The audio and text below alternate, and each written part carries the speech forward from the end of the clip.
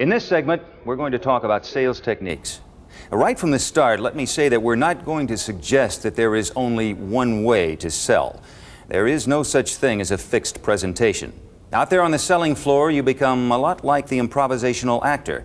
By definition, improvisational actors are people who are given a subject or suggestion by the audience and then proceed to create a sketch or scene without any prepared script or plot. They simply wing it, as they say. Obviously, because they've been doing improvisational theater for some time, they've developed routines and methods of handling some of the oddball suggestions that come from the audiences. Well, you've got a lot in common with those actors. Even though you know the product, there's no set script. The customer is going to throw some oddball suggestions at you, and you have to be ready to deal with whatever they come up with. However, at the same time, you have the opportunity to exert a great deal of control over the selling situation. And one of the objectives of this program is to show you how to do exactly that. And the first step in showing you how to control the selling situation is to give you a different perspective on selling. A perspective that will show you how to identify a prospect's true buying motives and then to structure a sales presentation to take full advantage of this vital information. As you'll see, once you know the customer's buying motives, you'll have little trouble controlling the direction and flow of the sale. Enough introduction. Let's begin. The first thing you must understand is that almost every automobile sale eventually becomes a classic negotiation. By definition, a negotiation is an activity in which parties are trying to satisfy their individual needs. As a salesperson, your main objective is to persuade the customer that your product, in this case a Mercedes-Benz, satisfies their automotive needs better than any other automobile.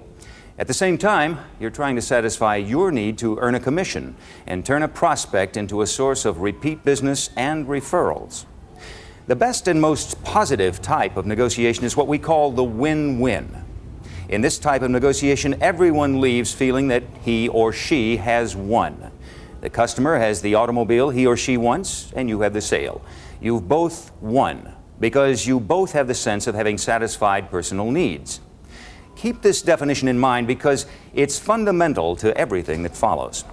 Now, let's see how this effort to satisfy needs fits into the structure of the classic automobile negotiation.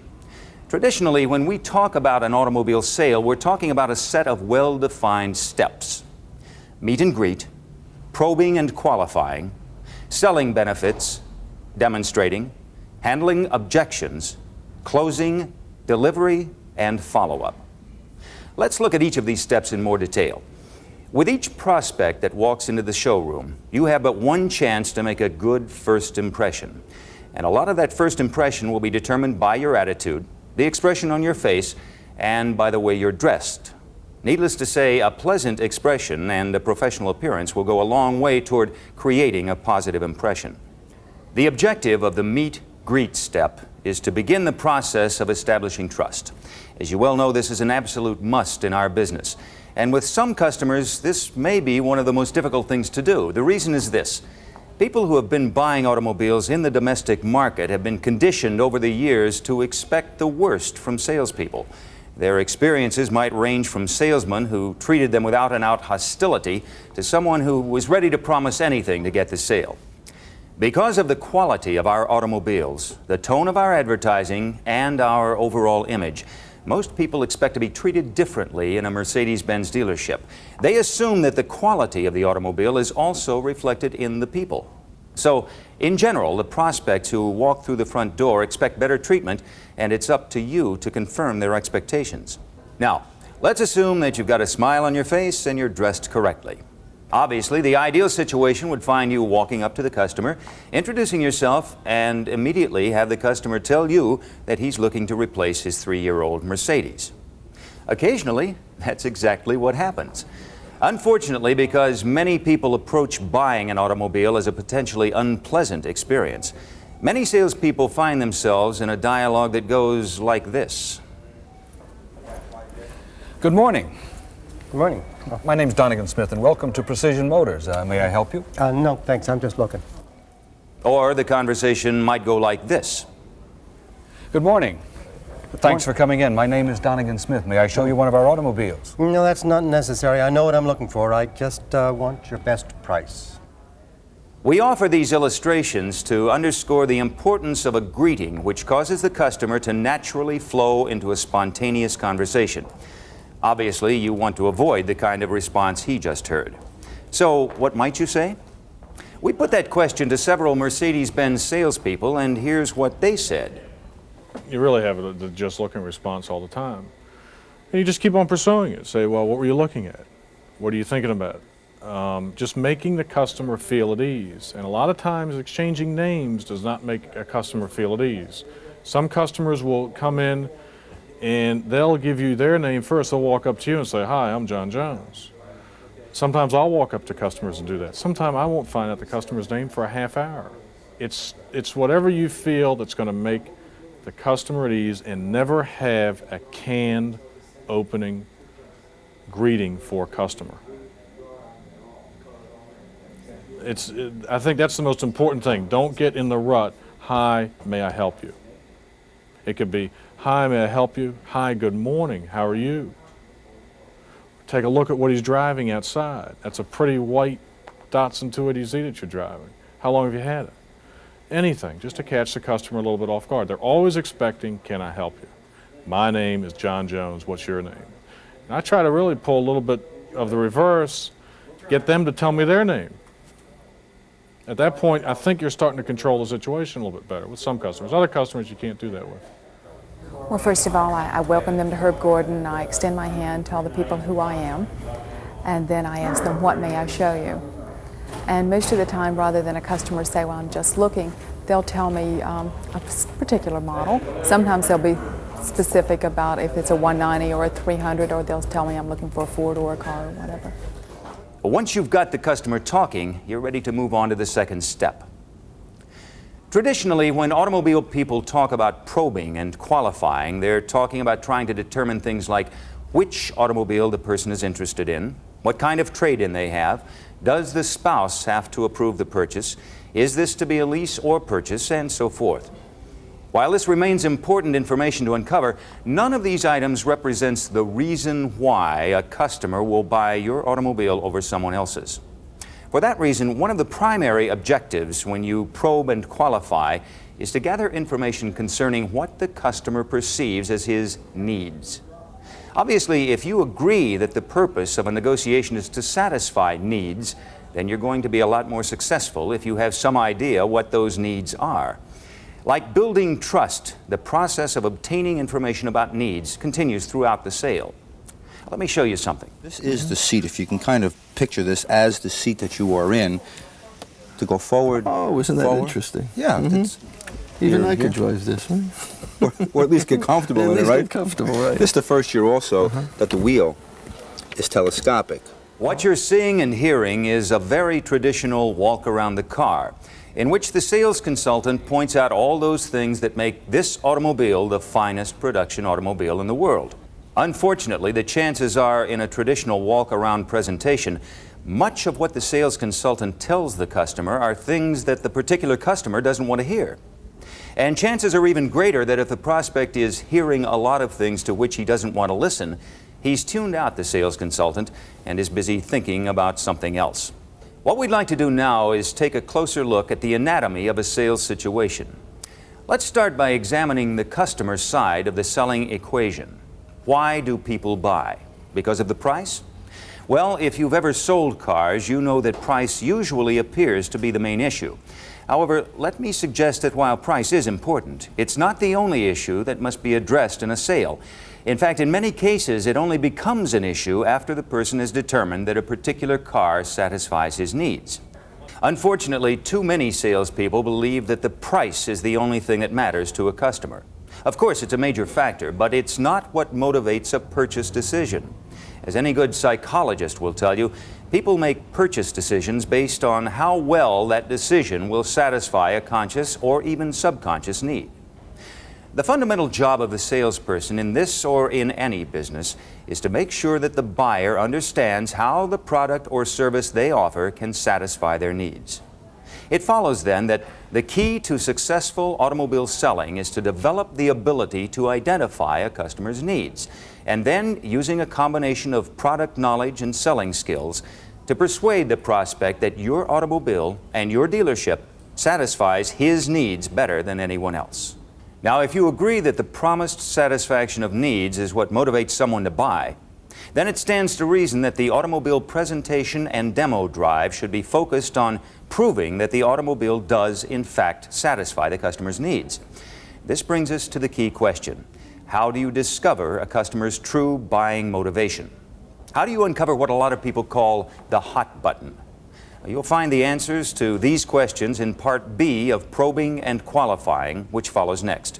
We thought this might be a good opportunity to give you a short break, so when you're ready to continue, just restart the tape from this point.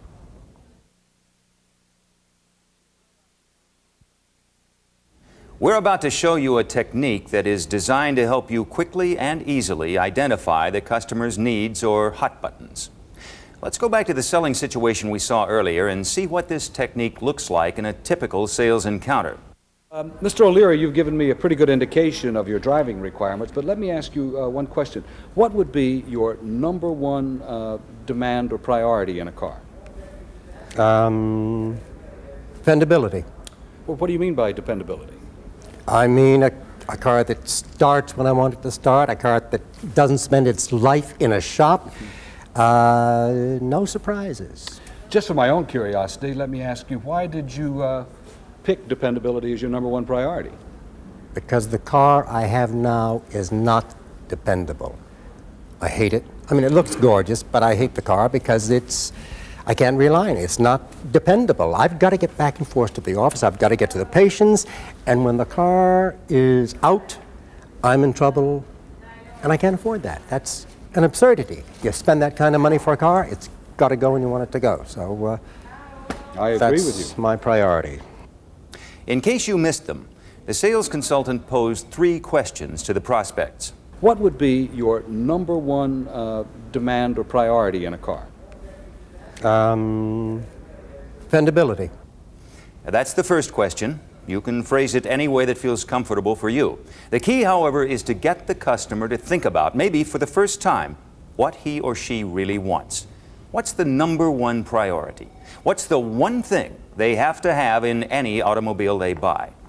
Now, you might stop here and assume we've uncovered the hot button, but you want to be sure you understand exactly what he means by dependability. Is he talking service intervals, cold weather starting, operational reliability, or what? So you ask the second question. Well, what do you mean by dependability? I mean a car that starts when I want it to start, a car that doesn't spend its life in a shop. No surprises. Once you're sure you understand what he means by dependability, you move on to the third question. And this one is designed to find out why the customer has selected the particular priority. Just for my own curiosity, let me ask you, why did you pick dependability as your number one priority? Because the car I have now is not dependable. I hate it. I mean, it looks gorgeous, but I hate the car because I can't rely on it. It's not dependable. I've got to get back and forth to the office. I've got to get to the patients. And when the car is out, I'm in trouble, and I can't afford that. That's an absurdity. You spend that kind of money for a car, it's got to go when you want it to go. So I agree with that's you. my priority. As you saw, by asking just 3 basic questions, the sales consultant was able to get the customer to articulate what he perceived as his primary automotive need. And if the consultant was listening, what he or she really would have heard the customer saying was this: prove to me that your automobile is dependable. Convince me that the price reflects the degree of operational quality that I expect in a Mercedes-Benz. Assure me that the automobile will be one less thing to consume my valuable time. You do all that, and I'll buy your car. Think how much more logical and effective a sales presentation could be if it were organized around proving how a Mercedes-Benz satisfies and even exceeds the prospect's need for dependability in a quality automobile. Now that you know how this 3-question probe technique works, the next step is for you to get comfortable with it and make it your own. Think about the 3 questions and put them into your own words. What we suggest is that you practice asking these questions on other people in the dealership or your friends. Then use it on the floor with your customers. You're going to find that in most cases, the customers are so delighted to find someone who's really interested in their needs that they'll give you everything you need to know to make the sale. Further, the fact that you're concerned enough to find out what they want will go a long way toward building long-term rapport.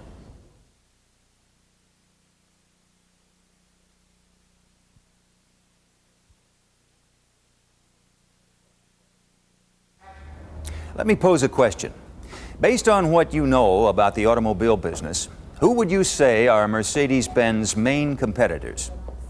Chances are you answered BMW, Jaguar, Cadillac, and maybe one or two others. Well, you're right, at least in part. However, you also have some other competitors, and these competitors don't even offer the buyer 4 wheels and a car key. What these competitors offer is the opportunity to own a yacht, to buy a second home, or take a 6-month cruise around the world. To put it another way, if a prospect has $40,000, $50,000, or $60,000 of discretionary income to spend, there are an awful lot of folks who'd like to attract his attention. One of your challenges is to sell against these alternative purchase options. Another significant challenge is to establish the price-value relationship inherent in a Mercedes-Benz. People aren't going to buy one of our automobiles because they need basic transportation. Their needs go well beyond that. What this means simply is that in the final analysis, the customer is going to have to determine whether the satisfaction of his needs, as represented in the Mercedes-Benz, is worth the price on the sticker. And doing exactly that, not so incidentally, is the objective of the product presentation and demonstration drive. For purposes of illustration, let's say you've determined that the customer's hot button is performance. And by performance, I'm talking about a combination of acceleration, handling, steering precision, braking, and the feel of the total driving experience. Immediately, you've got to determine your presentation strategy. To make that decision, you have to ask yourself, what am I going to tell him about the automobile? Where am I going to start? What am I going to do on the demonstration drive? Let me suggest to you that there's no one right answer to these questions. Like the improvisational actor, you're going to have to play it by ear. However, because you know the customer's hot button, you have a track on which to build your sale.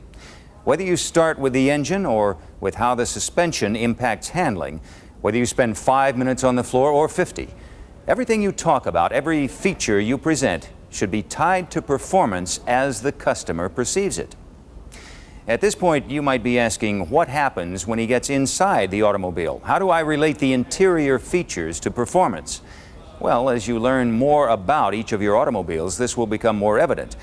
But since I've raised the question, let me answer it. There's a science in the automotive industry called ergonomics, which is the study of the relationship between human beings and machines, in this case, an automotive machine. What Mercedes-Benz has done over the years is to work toward the optimum relationship between driver and automobile. And this becomes very important to the person interested in performance, because performance is more than just the power in the engine or the characteristics of the suspension system. It's also the way you feel behind the wheel. It's the sense of command, of being one with the machine. First, there's the matter of the seats. They're firm, supportive, and they adjust 6 different ways. This permits the performance-minded customer to find his or her optimum driving position. Plus, the firm support reduces driving fatigue. Again, a key benefit to the person who's on a long drive. Next thing you'd point out is how all the controls fall easily to hand. If you're accelerating through curves or overtaking another vehicle, the last thing you need is to go searching for a control. Third, you'd want to point out the instrument cluster and how it's positioned so that with just a minimum drop of the eyes, the driver can read the gauges. Further, you'd point out that analog instrumentation, as opposed to digital, has been shown to be the easiest and fastest means of conveying information to the brain. You might also talk about the black dash area, which is made black to minimize reflection in the window. You could also point out the middle sun visor. And certainly, you'd use this opportunity to talk about how the Mercedes-Benz automatic transmission permits the performance-minded driver to utilize the various gearing levels. Notice how I was able to relate many of the interior features to performance. Once you know your product, You could just as easily slant this entire presentation to satisfy a concern for safety or to reinforce the customer's need for quality. At this point, I'd like to show you examples of sales consultants focusing their sales presentation on the customer's hot button. Let me ask you a couple questions, if I may. Sure. Now, what are you looking for in an automobile? Well, see, I use it for entertaining as well as driving. I do quite a bit of driving because my clients are spaced quite far apart. But then when I do take them to lunch, I want a nice car to represent my agency and my business. Okay, so... And I also want something fun to drive. I generally drive sports Okay. cars, that type of thing. And I've never driven a Mercedes. I don't know how they handle. I heard this handles well. You know, when you says that you need an automobile to transport clients, you're going to be looking at, what, one client or two or three Primarily clients? it's one. Okay. 2 or 3 times a year I'll have a car with 2 or 3 people in it. Okay. So I will need a back seat, but if it's a little bit cramped, it's not a big deal because we're only going out to lunch, something like that. If I did a lot of evening entertainment, took people to the show or dinner, then I would probably want a car larger than the 190, but that hasn't happened. Okay, so space, the ability to carry one or more passengers is important to you. You want an automobile that is going to handle and Fun to it's going to drive. be fun to drive. Right. And because you're new in the advertising, well, not new to you, how long have you been into business yourself? Well, just since last November. Okay, so you want an automobile that's going to project, you know, some prestige. It's going to show that, hey, I am successful. Okay, so those basically Without are being ostentatious. right? exactly. Okay, because if you wanted that, of course, you'd get into something, you know, considerably larger. Yeah. Well, let's start here. Number one, the 190, be it gas or diesel. You're how tall? 6'1½". Okay. This will give you an idea of the kind of interior space that you would have in the automobile. Being that you like an automobile that is has some type of a sports car feel and quality, do you think you'd be leaning more towards a standard or an automatic? Probably, yeah. Okay. That wouldn't present a problem to you in transporting people or clients around. I wanted to show you, if I may, in your travels, if you're going to be going for an extended journey or somewheres, or even if you have to take 3 or 4 clients somewheres, it's important that you have a good usable trunk space here. It's a good sized trunk for this Yeah. car. And we'll give you a full-size spare all the way down. That's why when people buy a Mercedes, they buy a Benz because when they're buying quality, and it projects something when someone has a Mercedes-Benz. That there's an individual who, number one, knows what he wants, who's deeply concerned with an automobile that's going to perform well, and it's going to last a long time. But to get the handling, to get the stopping ability, to get the handling in the wet, as well as the dry, they found that this was the best combination. They did some extensive research and development on a new rear suspension. It's a multi-link rear suspension. Yeah, I heard something about that. This automobile here, as I said earlier, is the kind of automobile you can get into and you can throw around. Yes, I just assumed, you know, you get sedan, you get 4 doors, that you're not going to get, it's not going to handle as well because it's starting to get too big. As long as it handles well, I don't really care. We'd probably be better off with a 4-door. With either one of these cars, the 190 or the 300, you have state-of-the-art suspension.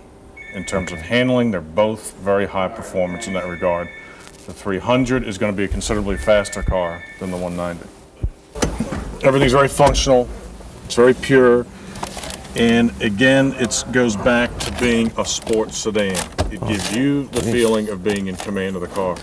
All the Mercedes seats are made out of real coil springs, they're real stuff. They're all technically orthopedically designed. They are not a full bucket like you're accustomed to, but they give you good support on your sides here. Yeah. Again, And it's got these it comes back to a headrest sports things. sedan. They know that you're going to be doing some maneuvering with the car, you're going to need some lateral support, but they also know that you're going to be taking long trips on it and driving around town as a luxury car too. It's a very happy medium between a sports car and a luxury car. Your sports car feel is that when you look off the windshield area, down into the upper hub of the wheel, the gauges line up perfectly in there. It's all related to you are in charge of driving the car. Let me inject a thought here. Just because a person elects performance as his number one requirement, he may also have other important buying motivations. For that reason, probing for needs never really stops, nor does the listening. In the course of conversation, you might learn that the customer is concerned about resale value or safety or the quality of the sound system. These are all needs, and while the main thrust is to satisfy the primary buying motivation, you'll also want to show how the automobile addresses these secondary needs. Obviously, the more needs you can identify and then satisfy, the more likely you'll be to increase the customer's perception of the inherent value in the automobile. To put it another way, you're adding more evidence to support the contention that the sticker price does in fact reflect the worth of the automobile.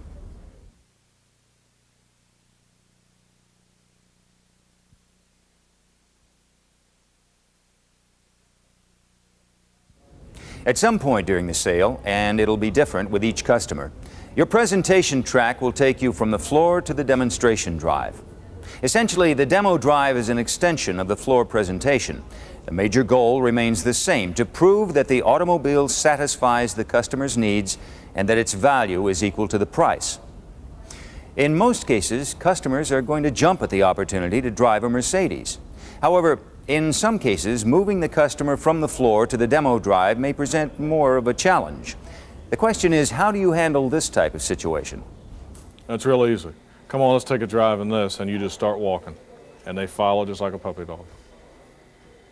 It's whatever you want a customer to do. If you just say, come on, let's go do this, and you don't wait for a response, you just immediately turn around. 99% of the time, when you turn around and look back, they're going to be right behind you. You can sit there, come on, let's go throw snowballs outside. And if you take off, they're going to follow you. If they don't, then you haven't done a job before that to get them to follow you. You have to maintain control, is what it all comes down to. Okay, so your prospect is ready for the demo drive. Now you face the next question, and this is one that you should have answered long before you meet your first customer.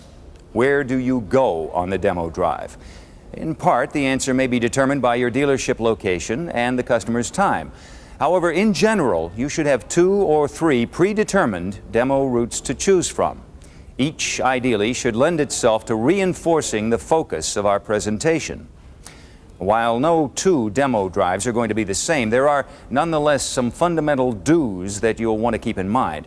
For example, you should always prepare the customer for his or her turn behind the wheel by taking a few moments to familiarize them with the basic controls.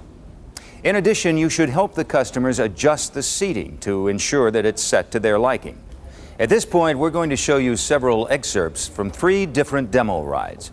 As you'll see, much of what the consultant says and does is determined by the customer's questions and responses to the automobile. The bottom line is that the demo ride is going to be as different as the personalities themselves.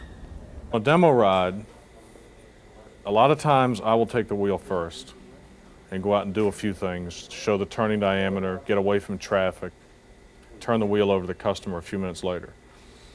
The most important thing that I do on a demo ride is I get the customer off of talking about a car. I take them down Bradley Lane, show them, oh, aren't the trees pretty, isn't the weather nice, whatever, and make him feel at ease. Stop talking about the car. And then 5 or 10 minutes later, after just chit-chat talk, do you know John Jones, or that kind of stuff. What street do you live on? If you know somebody else live on the street, you try to, oh, I sold him a car. After 5 or 10 minutes, then you turn to him and say, how does the car feel? And it's like, oh, I'm driving your car. It feels great. They feel relaxed driving the car. When you take somebody out, they usually feel tense driving a $25,000, $30,000, $40,000, $50,000 car. And you have to make them feel at ease. I remember when I first came to Benzel-Busch as a salesman, I had my first Mercedes-Benz demo. And it was just such a wonderful feeling when I picked that car up, driving home in it, The wood looks great, everything is new. It's just a wonderful feel to it. You have a thick steering wheel, there's something to grab onto. And I just really try to sit back and let the customer gain that same sense of the car that I did the first time out. I think sometimes I have a tendency to take for granted how good the car actually is. You can't do that though, okay? Sometimes you have to point out a little bit. Remember, look at the quality of the finish on this wood. There's no other car quite like that. But mostly I let the people try to feel comfortable in the car, let them picture themselves as owning the car and what it just feels like to hold on to that Mercedes-Benz steering wheel and drive the car, surrounded with all of that comfort. And I had mentioned to you before, Lynn, when you buy a car from, you can make it right here, from Contemporary, you are in fact buying the entire complex. Okay, let me ask you something. When I bring the car in for service, do I get a loaner car? Yes. Now the loaner car, Where am I going? straight. And we'll go all the way down to the end of this road. Okay. The loaner car, Lynn, is something that I specifically do for my customers. The dealership is not involved in loaner cars just for the amount of them that they would have to have. They'd have to have 75 loaner cars. Yeah. But as an independent, as a businessman myself, I've got 2 cars that are on the premise at all times for my customers to use. Okay. So when you do arrange service, pick up the phone, call me. We will then arrange a day that's convenient for both of us, and you'll be provided with a car at no charge to you. Okay, that's something that I do for my customers. I think one of the first things you'll notice on this on the SDL is how quiet the engine is. You know, it's, let me shut down the air just for a minute. This is a cold engine. You know, this is at a cold operating temperature. It's at its noisiest, and it's quiet even now. Yeah, it is quiet. Yeah. Quite a bit more quiet than my car is. Okay. How's the car seem? What I'm most impressed about driving it is I don't hear a rattle in the place. It's a nice, tight feel. The car that I own is 12 years old. Right. It's amazing how tight the car still is. Really? Yeah, it's amazing. Absolutely amazing. Have you ever owned a Mercedes-Benz before? No, I've driven them many times. You'll enjoy it. Yeah.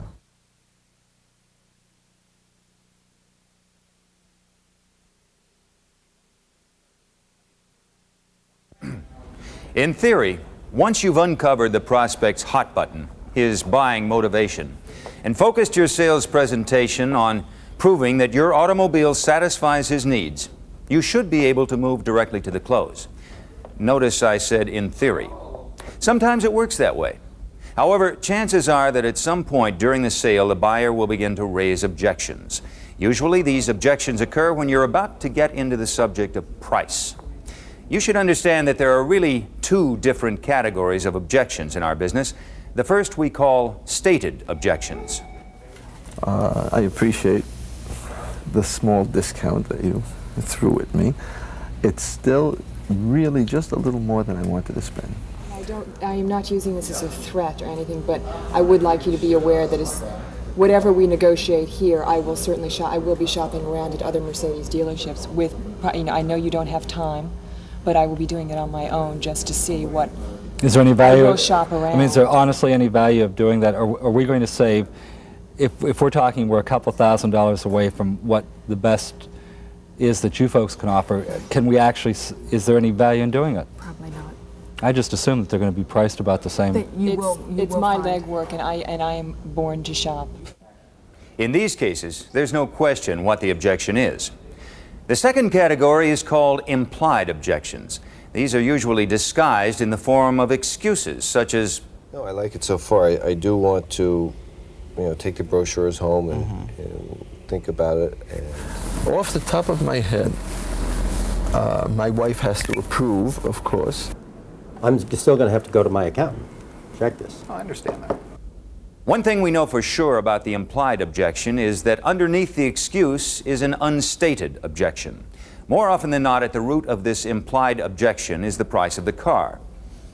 Having said that, we should caution you that sometimes what appears to be an implied objection is actually a legitimate request. For example, if someone were to say, I want to shop around and see where I can get the best rate on an auto loan. that could be a legitimate statement, or it could be the customer's way of telling you that he'd like to shop some other dealership and see if he can get a better price or more for his trade-in. One way to test for a hidden price objection is to suggest that the customer might want to consider a lower-priced model. If you step them down a notch and they seem more comfortable with the price, then you know the source of the objection. Keep in mind, however, that you also want to ensure that the customer saves face. For that reason, you mask the step down with a benefit statement.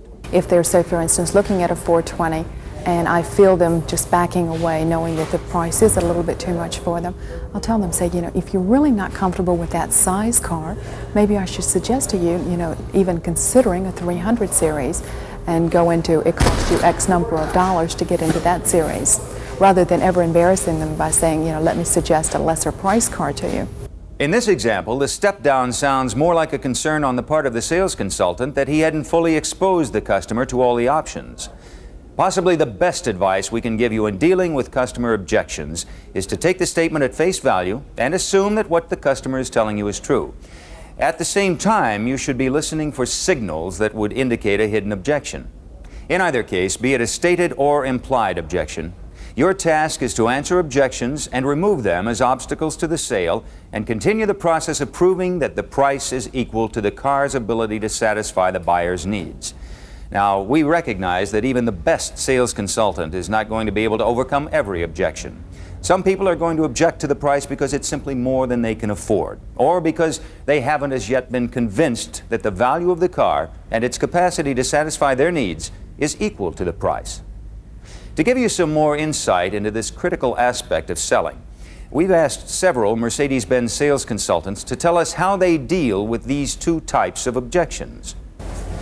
Off the top of my head, my wife has to approve, of course. If we've narrowed down to a model or anything, and many times you actually narrow down to a particular car, I'll say take it to your wife and show it to her. And again, you turn right around, you say, I'm going to go get a tag for you. You turn right around, you do it. And in that case, a lot of times they do stop you dead in your tracks and say, oh, my wife isn't home, or I can't get to her, or something like that. At that point, there's really not a whole lot you can do. At that point, you just say, bring your wife back, or if you want, call me up, I'll go show the car to your wife for you. And a lot of times, husbands like that. Husbands like the salesman to take the car and sell the idea to his wife. I offer to suggest that they could bring their wife in, or if they want to, we can take the car to their wife and pick up the wife. We have an extended program so that we can send the car out for a couple of hours. Well, back up on that one, or any objection really, as you are with the customer during the presentation, during the demo drive, by asking questions for the common stall techniques that the customers use, early on in the presentation, these objections usually will not come up. So you handle them before they become objections. For example, on that one, you can ask them early on while you're taking the demo drive, for example, is there anyone else that's going to be helping you make this decision? Now, if they say, yes, my wife, well, at that point you can say, great, where is she now? If she's home or at the office and it's local, why don't we take the test drive and drive over there and let her see the car? I'm still going to have to go to my accountant to check this. Oh, I understand that. Okay, same with the accountant. You can ask, when you asked the question earlier, is there anyone else who's going to help you make this decision? He would have said that. Now, if they don't answer you with that, chances are they won't use that as an objection later on.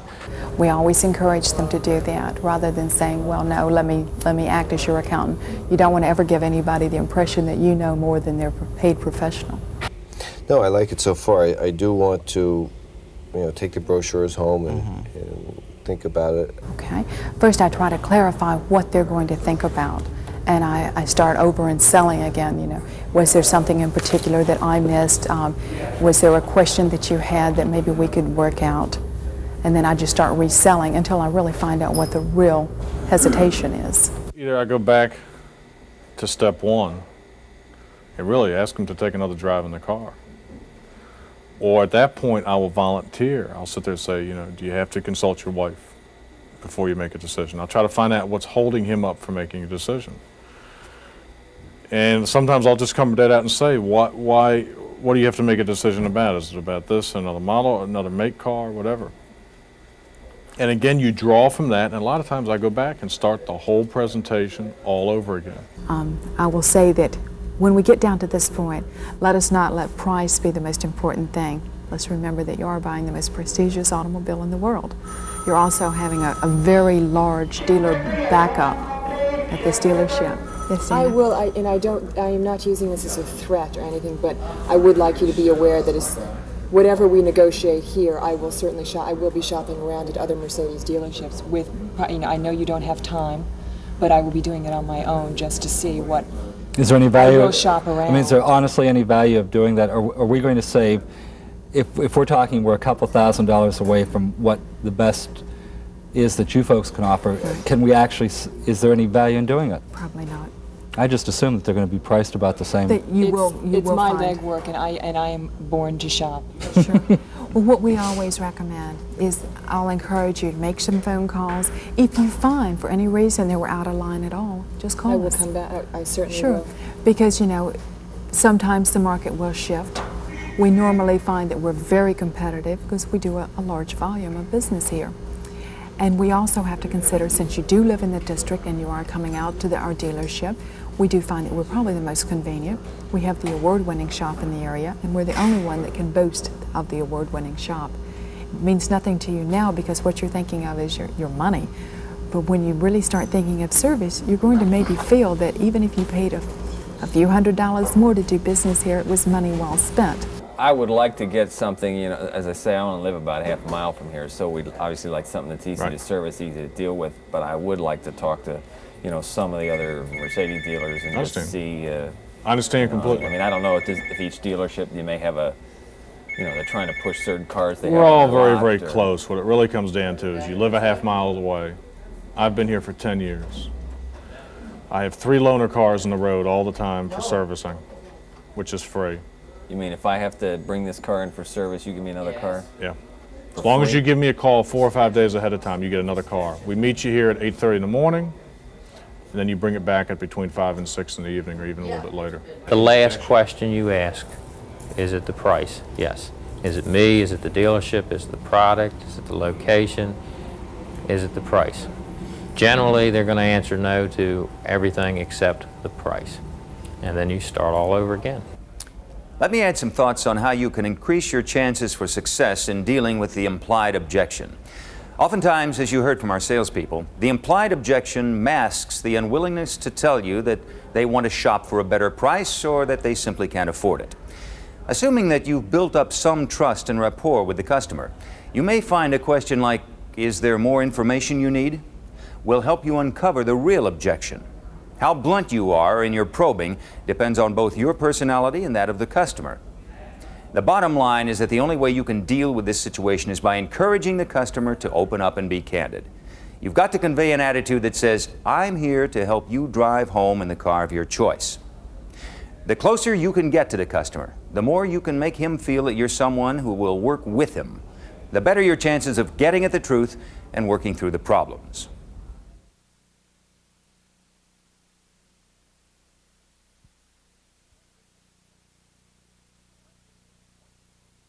Question: what's the most difficult part of the sale?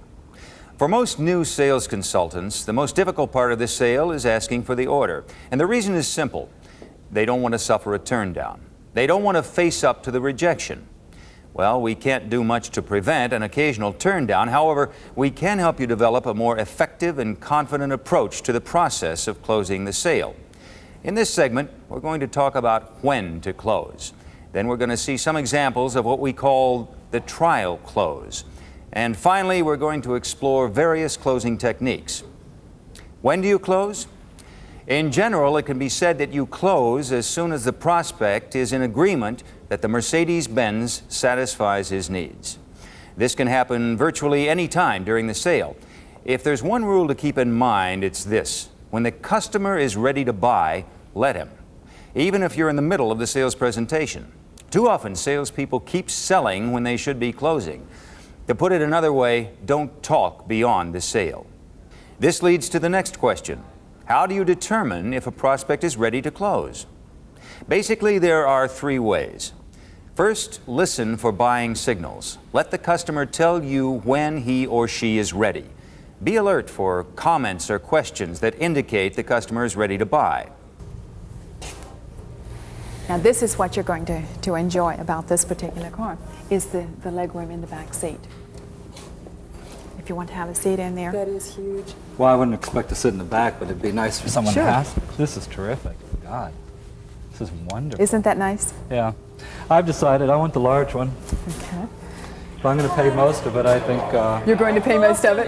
Point here, if I would just like to make the point that my heart probably would lie in that car, and if I'm giving it in this situation, perhaps the next time we buy, brownie points.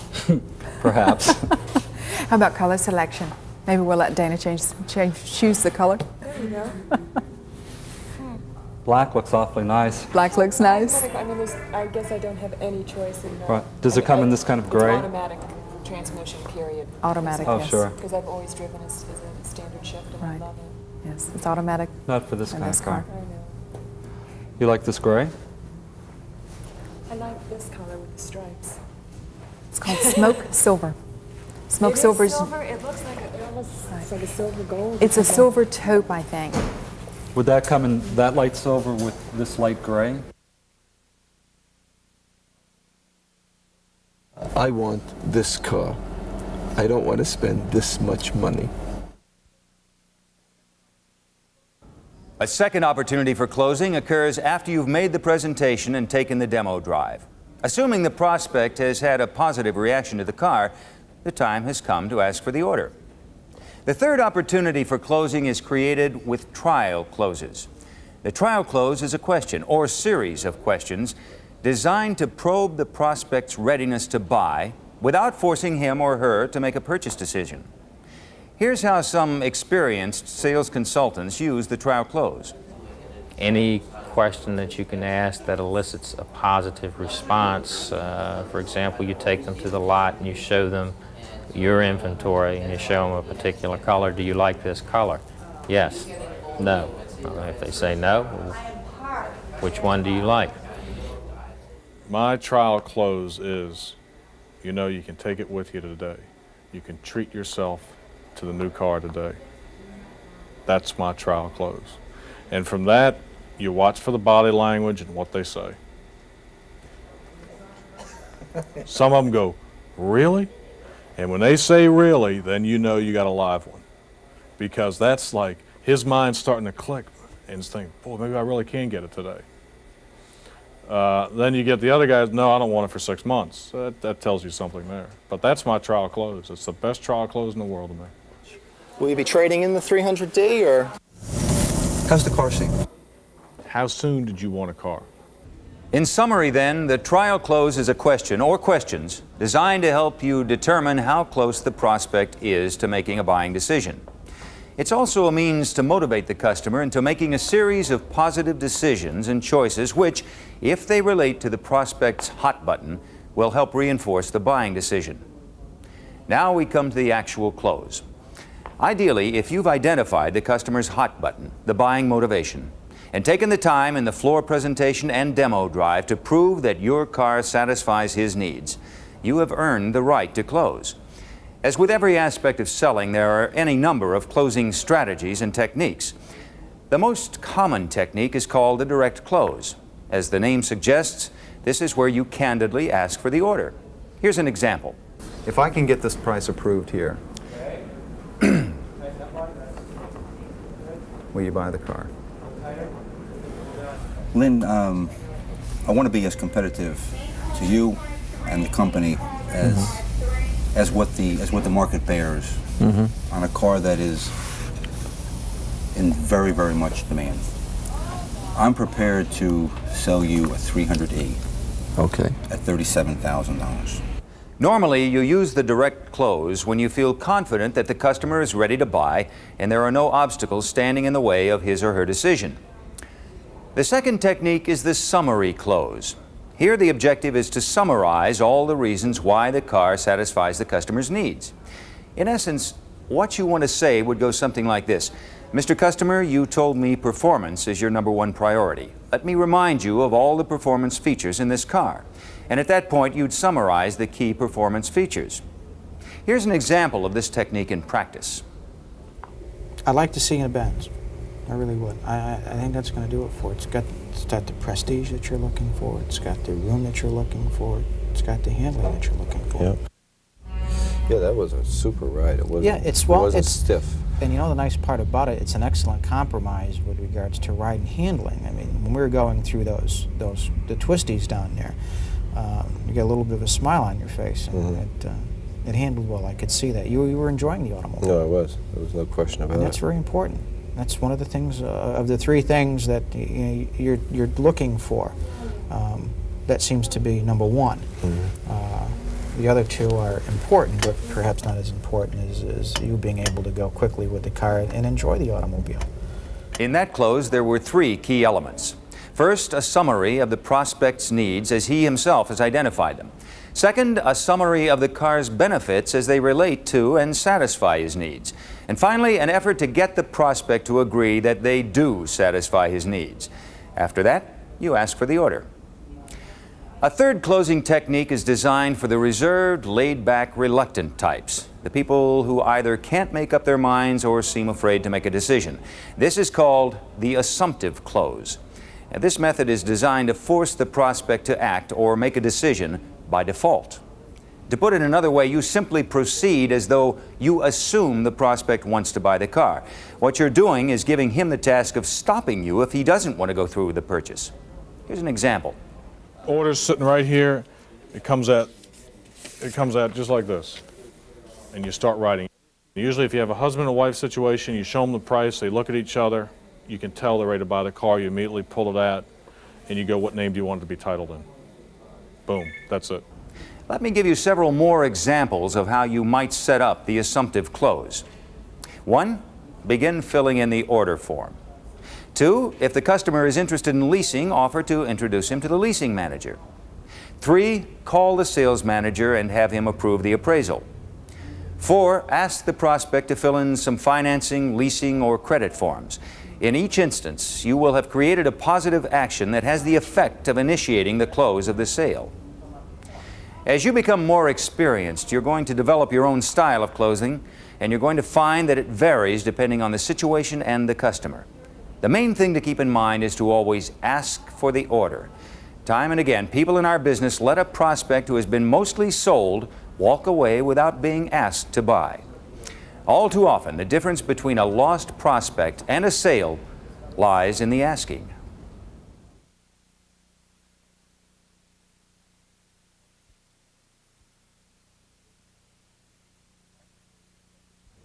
At Mercedes-Benz, we take the process of turning the car over to the customer very seriously. In fact, the actual delivery should be as well planned and executed as your best sales presentation.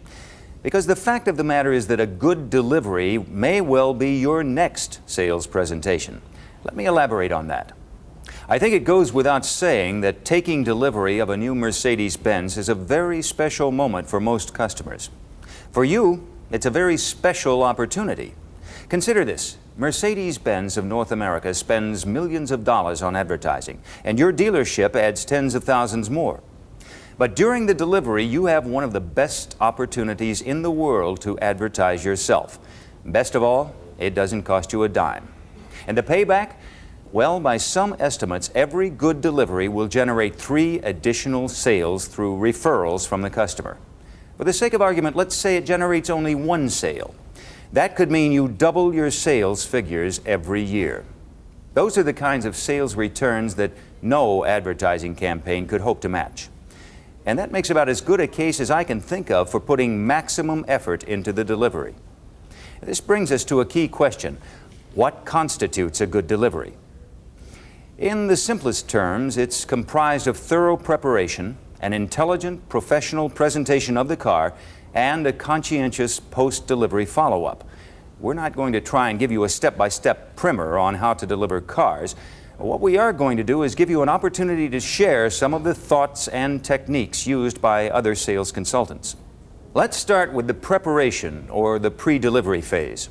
In addition to the pre-delivery inspection form, some dealerships have their own formal checklist that sales consultants use before each delivery. The checklist we go through is nowhere near as technical as a mechanic would go through on a PDI, but it is all the main ingredients that a customer would, are the lights working, does the car perform well? I even want the clock set. Is a first aid kit in the car. Tire pressures. A salesman will even many times check his own tire pressures. I've got quite a few of the guys will do that. So when the car pulls out of here, it rides good, it feels good, everything is working. There's nothing worse to me than having somebody pull out of here and have something go wrong with that new Mercedes-Benz. That was our fault. Not that something mechanical broke, but even a lighter missing kind of takes away from this whole wonderful thing of this person picking up his first Mercedes-Benz or his 10th.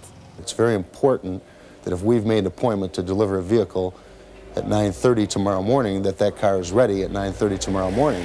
Probably the most important thing that I do prior to a delivery is take some time out, personally going over every car that I've delivered here at this agency.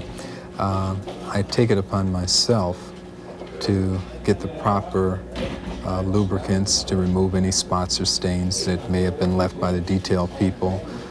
Personally, I like to go over all the woodwork to polish it to a very high finish so there are no fingerprints on there, wiping off all the chrome in the interior, and just going over the automobile, just making sure it's spotless, representative of an automobile that I personally would like to take delivery of, and a car of this caliber. I think a Mercedes automobile is an exception. It's not the rule, and people are anticipating a little bit more than they would be if they were buying a domestic car or even some of our other European competition. One of the things also I do is I find out what kind of musical taste they have when I sell them the car. And prior to delivery, when I'm demonstrating the radio, I'll pre-program in the stations they like into the radio. Before the delivery, just make sure that that I am prepared as far as paperwork. I'm the last person to inspect the car and make sure the items that should be there are there, that the car has been totally cleaned and dusted, and we don't even like any dust on the car. You have to be up. You have to feel up. You have to feel good about the way everything is prepared, the way the car looks, about your preparation for the actual delivery itself. And when the people come in, they can feel it. They see the cars out there waiting for them. They see the paperwork is on the desk and there's nothing else. They can feel it. And if you're up, if you're feeling good about everything, it comes right off with the customer. To sum up, you've got to take the time to get prepared. Otherwise, you could end up undoing the professional, in-control image that you created during the sale. The message here is to personally check both the car and the paperwork well before the customer arrives. Now let's move on to the delivery itself. In addition to walk-around orientation to the car, a good presentation is a combination of attitude, time, and a touch of theatrics. Well, I guess number one, I try to be excited about the delivery, and that's usually not too hard for me to do. And just be as excited as the customer is picking up the car. It's my attitude towards them. I'm excited. I'm very excited about delivering that car, not half as excited as they are about picking up their car. It's a tremendous step for anybody at any level. The car has been prepared correctly. I've given them as much time as is needed to present the car to them properly. Attitude, 100%. I'm excited about delivering that automobile to them. Well, the first thing that we like in the delivery, when the person comes, we like them to know that this time is allotted for them. And so when they come in, the desks are cleared off, and the only thing that's on their desk is the papers for the delivery. They know at this time that the delivery is allotted, the time is for them. And I want to make sure they feel special. They feel that I feel it's special. And I really, really stress a very thorough delivery. I don't like to rush through it. There's no rush. The sale is made. And they're my customer, and I want to make sure that they are totally satisfied. The most important element, I would have to say, is simply that the customer fully understands what he got, that he appreciates what he got, and that he is reinforced in the decision that he made. Let's face it, it's not an easy decision to spend from $20,000 to $60,000 almost on an automobile. And he has to be made comfortable that he made the right decision, which fortunately the product we have really helps us do that. I kind of like to deliver them off the floor if I can, because how many times can you in a lifetime drive a brand new Mercedes-Benz right off the showroom? That, to me, is exciting. It's an exciting product, it's an exciting moment, And to drive out the doors in your new Mercedes-Benz, I think, is a very, very exciting thing. When the customer, we're just about to say goodbye to him, we went over the automobile again. He's got his keys. He's familiar with the controls on the automobile. At that point, he thinks he's going to be pulling out the driveway and saying goodbye. The salesman says, jumps in the back seat and said, drive the car around the building. Still not telling him what we're going to do. We pull up to the gas pumps. We fill the tank up for him. What happens there is, I've had the customers, after we get to know them a little bit, customers, the comments they've made to me said, gee, Tony had my money, or Al Smith had my money, and the car was all paid for, the paperwork was all done, and he still gave me a tank of gas. And that was from him. To me, filling up the tank in front of the customer is an excellent example of delivery theatrics. Frankly, the more you can incorporate this kind of technique, the more memorable the delivery will be for the customer. Believe me, it will give them something to talk about. Once the delivery has been made, you'll want to make follow-up calls several days later to be sure that the customer is fully satisfied. The key thing to keep in mind is that follow-up not only assures you of seeing that customer at some time in the future, but it's one of the best ways to uncover leads to other people in the market for a Mercedes-Benz.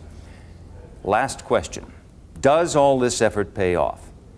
Probably the people in the best position to answer that are the customers themselves. The way they handled us, the way they treated us as individuals purchasing a piece of equipment, basically, was a little different than anything else I've experienced with car dealers, in that they've made us feel as important as the vehicle we were buying. And the way they delivered the car to us, the first time I ever picked up an automobile at a dealership with a full tank of gas, for instance, and as clean as it was and as well prepared as it was, just made me feel like it was something special. With both of our cars, at least a couple of days after, and I had never had it to happen before, but our salesman sent me beautiful, beautiful flowers and a nice letter thanking us, and oh, the flowers were just gorgeous. And each year, well, I've only had that one, both not even a year yet, but at Christmas time I received a lovely card from the service department and from my salesman, and they're just great. I had never before had flowers sent to me for buying a car, and I thought that was just great. I wouldn't go to anybody else, even though I could have done a little better on the car from someone else. I have referred 3 of my friends to Scott within the last month. I wouldn't save $1,000 on another car by going to a different dealership. Let me put it that way. And by putting it that way, I think he's said all that needs to be said in summing up why it's to your advantage to make the most of each delivery and follow-up effort. Now, this concludes your orientation program. We recognize that we've given you a great deal of information in a very short time. For that reason, we recommend that you look at all or selected parts of this program again. The sooner you master your product knowledge and the sales techniques we presented, the sooner you'll be realizing the special success that comes from selling Mercedes-Benz automobiles. Good luck.